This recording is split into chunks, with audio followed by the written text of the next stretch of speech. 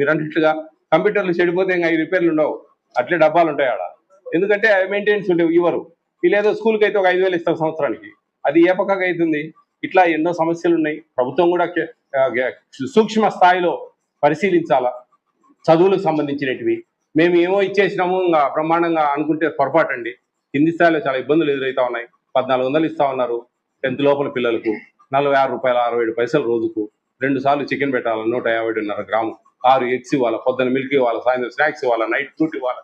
ఎక్కడ వర్కౌట్ అవుతుందండి? కాదండి, అది అర్థం కావడం లేదు. మేము చెప్తా ఉన్నాం. 1250ని నేను 1400 చేయించాను 2023లో.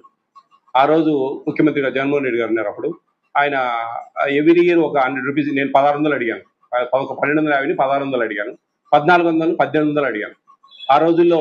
ఇప్పుడు 1400 1600 చేద్దాం, ఎవ్రీ ఇయర్ ఒక 100 పెంచుదాము, అట్లా పెంచితే కానీ ఈజీగా ఉంటుంది అని నాకు ప్రామిస్ చేశారు.